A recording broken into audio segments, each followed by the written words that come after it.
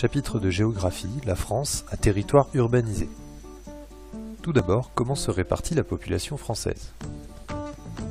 La population est inégalement répartie sur le territoire, tandis que les régions de montagne, les Alpes et les Pyrénées, et les plaines et les plateaux du centre ont des densités faibles.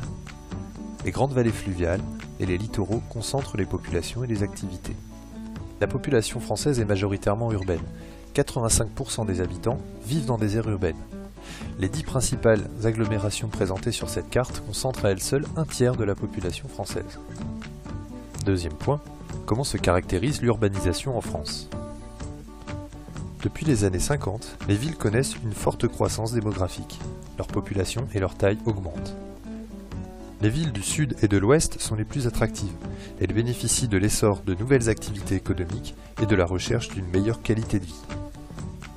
Une aire urbaine regroupe toutes les communes qui dépendent d'un pôle urbain, c'est-à-dire qu'au moins 40% de leurs habitants y travaillent. On peut donc appartenir à une aire urbaine en y travaillant, mais vivre à la campagne dans une commune périurbaine. La croissance urbaine entraîne un fort étalement urbain.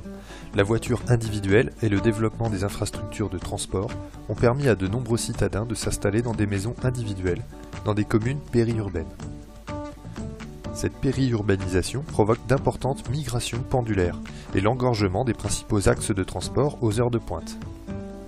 La construction de ces logements périurbains se fait par la diminution des terres agricoles.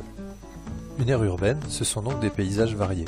La ville-centre avec son centre historique et son faubourg industriel, la banlieue, ses grands bâtiments, ses centres commerciaux, et le périurbain avec ses zones agricoles et ses lotissements. Troisième point, qu'est-ce que la métropolisation et quels sont ses effets sur le territoire? La métropolisation, c'est la concentration des activités et des pouvoirs dans les plus grandes villes. En lien avec la mondialisation, le territoire français est marqué par la métropolisation. Les métropoles concentrent les emplois qualifiés, les sièges d'entreprise et les activités de recherche et de développement. La métropolisation profite à l'agglomération parisienne. Par sa taille, elle a d'importants atouts et on la considère souvent comme une métropole mondiale. En concentrant les emplois qualifiés dans les villes, la métropolisation attire aussi les revenus élevés.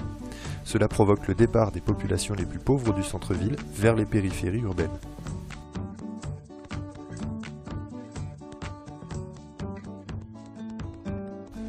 En résumé, la métropolisation et la recherche d'une meilleure qualité de vie provoquent une croissance urbaine, et donc une périurbanisation et une gentrification des centres-villes.